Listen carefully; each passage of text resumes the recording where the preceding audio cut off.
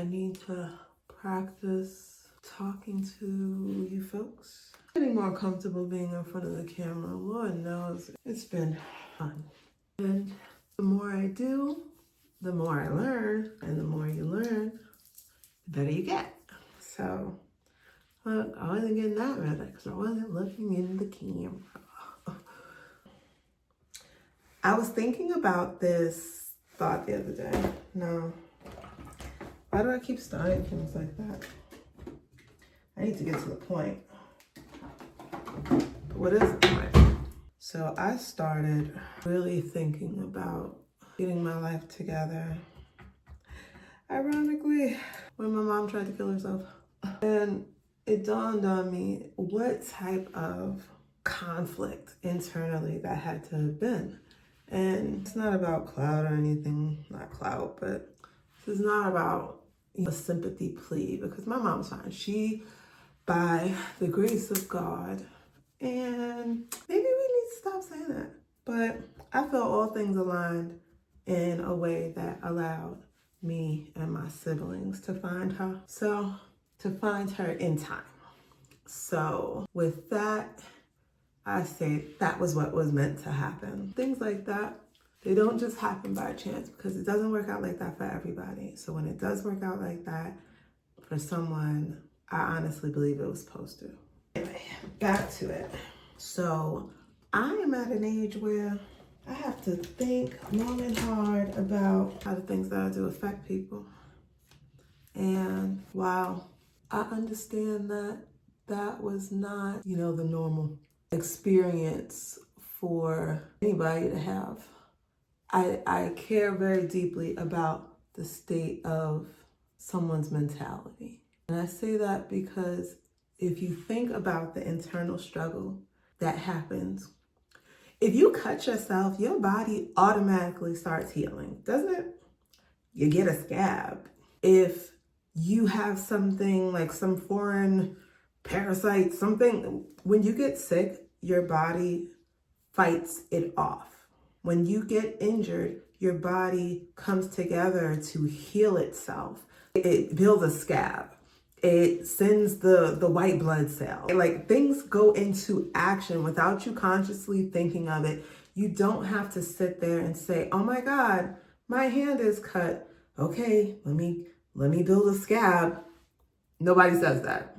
You just start building a scab, right? Because naturally, your body wants to heal and protect itself. It wants to preserve its existence in this reality.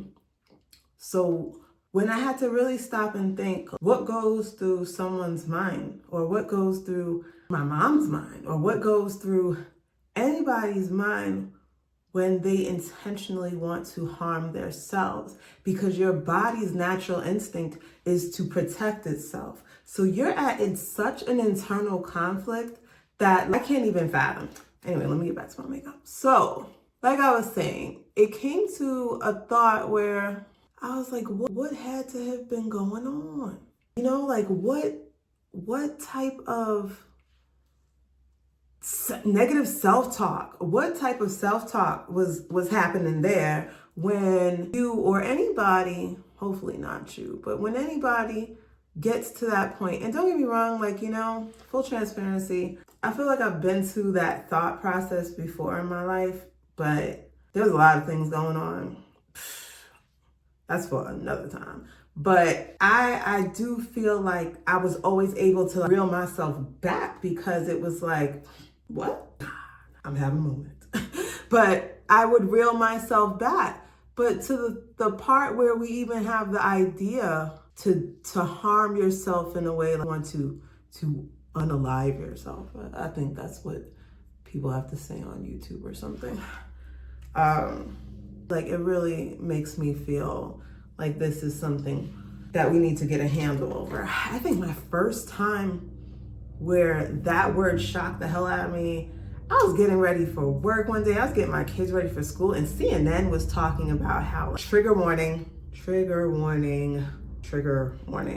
CNN had an article, or they were doing a story about, I think he was like 9, a 9-year-old boy, hung himself. And I was like, fuck? That's what I was like. What the fuck? Because what is going on in that mind that says this is the best way or this is what I should do? And don't get me wrong, I am not on here trying to diminish anybody's personal feelings about, like, if you have thoughts like that, I hope you can find someone to talk to. Shoot, leave a comment below. Okay, we'll talk to you, because on this channel, we're all about making sure that our mind and body is in alignment, because that is misalignment. It's misalignment. Your body is supposed to protect itself. Your mind should not be able to control your body to cause itself harm. And it does happen, doesn't mean it should. And we shouldn't normalize things like that, because you never know what greatness is inside of you that is just itching to get out. You never know what piece of knowledge or empathy or curiosity that you may hold that will just light up someone else's world. And sometimes that's what we need to do. Think about how it will affect someone else. Because when you're in that moment and you're thinking like, oh, fuck this, you're only thinking about how it affects you, how this current moment and how this current reality is affecting you. But you are part of so many other realities. You're part of my reality because you're watching me. I'm part of your reality because you're watching me. You're part of that bus driver's reality, whether he stopped to let you on or y'all are sitting at the light together and waiting for the light to turn green. You're part of a reality. You're part of multiple realities. And you deserve your place. And that one action ripples. It ripples across realities. So keep that in mind. I was supposed to be doing my makeup and I got sidetracked. So back to this. I don't even know how I got on talking about that, but so my thought process was we need to start really getting a hold on mental health, because my mental health was declining. Oh, is it declining? And I can't sit on here and act like, oh, shit just happens. No, that is not how your brain is supposed to work. Lots of people had us believing that once you turned a certain age, oh, off to the nursing home with you because you're expired. What? I've been seeing people older than me, younger than me, whatever. I've just been seeing folks out here living their best life. And I'm like, wait a minute. You're supposed to be in somebody's nursing home. You're supposed to be holding a cane. You're supposed to be sitting your ass down somewhere. But no, they out here. Some of my funniest content on my feeds show up from some of these older tuber crowd. I don't know if they like me saying that, but old tube, young tube, old tube, millennial tube. Check it out. But either way, you're never too old. That's what I'm starting to realize. It's all good. Any age. Shoot, I'm gonna have my kids on here. Get that college fund popping early, because why not? Ryan's toy review did it. And I think that was my first time saying, wait a minute, how the hell? Because I actually watched that little boy. I didn't watch him, but my son watched him faithfully. All I heard was Ryan all up and through my house all the time. But it was funny watching the father come home from work, and he would participate just a little bit, but you see him in a suit and you would see his like hair was all like, he was corporate, right? He looked like he went to work every day. And here goes mom and Ryan just playing toys all day. But then slowly you see the houses change. You see the apartment change. Then you see the father doesn't have a suit on no more. Then you see he starts his hair growing. This dude was like, look, damn that suitcase. And he absolutely was like, YouTube is where it's at. So, I'm looking at Sheldon and I say, hey boo, you wanna do the shoes group? Y'all, he looked at me like I was crazy. He was definitely early Ryan dad days, right? And I told him, we need to get in while the getting's good. He wasn't trying to hear it. I didn't know what to do. I was just like, look, let me go ahead and keep my good old government contracting job, because that's what we're taught to do, isn't it? We're taught to keep our good paying jobs. And don't get me wrong, I appreciate my good paying job, but that doesn't mean that I want to do it forever. Let's be honest, right? There are so many things about my job that did not bother me. You know, when you have those moments where you realize that your problems are probably somebody else's paradise. Let's see, one of my coworkers was mad because the government wanted to pay her too much to harvest her lumber on all of her like hundreds of acres of land. I was like, rich people problems, right? But that's kind of how I felt with my really like good paying job. I feel like I shouldn't complain. I should just be appreciative, and everybody else is looking at me like, oh, you're ungrateful because you got this good job. You get to work from home. You get to do this. You get to do that. Let me tell y'all something. Working from home almost drove me the fuck crazy. The fuck crazy. And it's not because my job was too demanding. It's not because I wasn't of sound mind. It was because I had to take on so much in a very hectic time. It was during the pandemic. Schools closed. They sent the kids home. I had to go home. I didn't know what was going on. But what I did know is that my husband had to keep going to work. And I'm like, wait a minute. If it's not safe for me to be outside, why the hell is it safe for him to be outside? So there was a whole big thing there. And let me tell you, I think COVID really tested a lot of marriages. Let's keep it funky.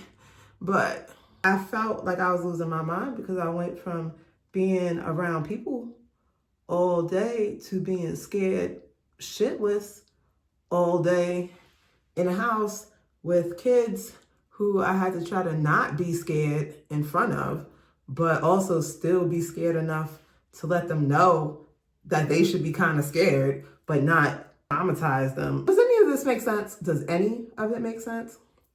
Anywho, yeah. I almost lost my shit. But either way, in almost losing my shit, I definitely came to the conclusion my happiness matters. Because I was always moving and grooving, doing the things, the mommy things, the wifey things, the employee things, right? The daughter things, the sibling things. But I wasn't doing the Ebony things. And the Ebony things are, for real, what makes all this shit possible. Sorry. Life brought to you by Ebony Things. And I say that because if I'm not happy, how the hell am I supposed to do all this extra shit? How am I supposed to make sure that I show up for you when I'm not even showing up for myself? How am I supposed to make sure that I can show up for my kids when I'm not even showing up for myself to be present enough? Hold on, y'all can't hear me.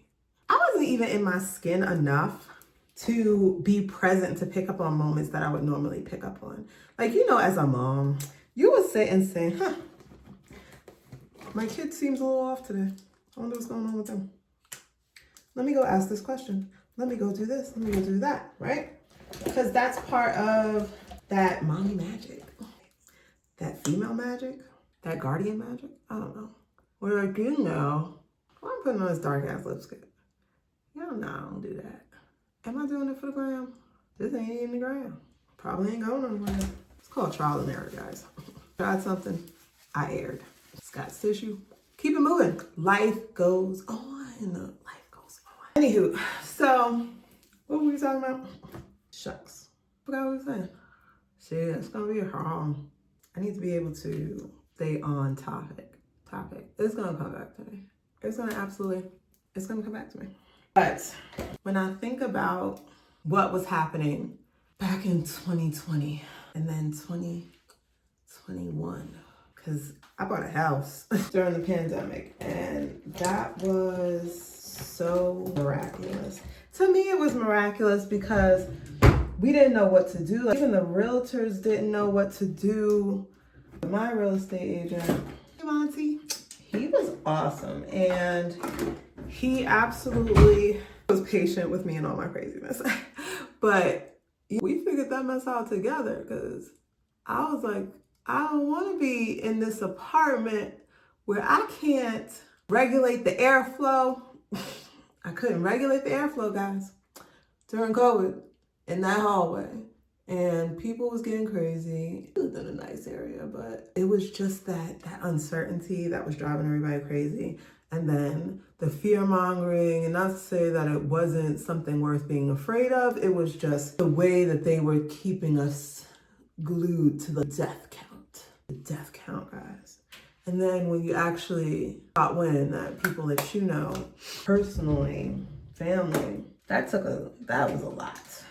And that took quite a toll on me. That took a toll on, I'll be honest, I think it took a toll on my marriage. This took a toll, guys. It took a toll. And being thankful that I can sit up here and say, we made it. We did.